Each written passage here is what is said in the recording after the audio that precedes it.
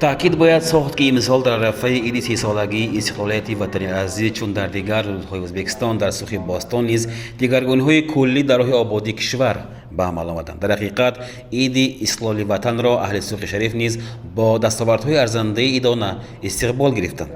دیگرگونی و نوگونی‌هایی که در ساحه ارگان‌های خودداری شهروندان محله به عمل می‌آیند باعث قید و اعتراف کردن است، چونکه از آغاز سال در یکچند محله‌های ناحیه اداره‌های مأموری ساخته به استفاده داده شدند.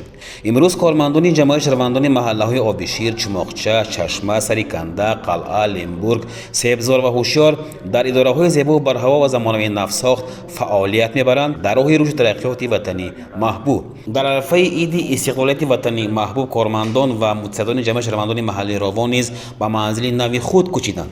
سابق اداره مهنت و به شغل فراگیری اهالی ناحیه به تصرف این محله داده شد، چون که چند پیشتر بیرژه ناحیه صاحب بینای نو زمانوی گشته بود.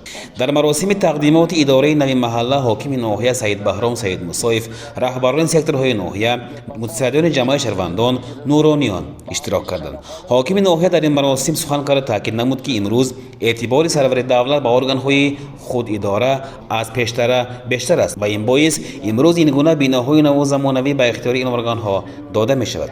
در رفت تدبیر به متصدیان جمعیت شهروندان تحفه و افتخارنامه‌ها تقدیم گردیدند. امروز کارمندان و کارگران این محله از اعتبار سرور دولت استفاده کرده فعالیت خود را در اداره نو زمانوی ادامه می‌دهند. در رفت تدبیر مهمانان وارد اداره و کابینت‌ها گشته به فعالیت این بعدی متصدیان محله آمدها خواستند.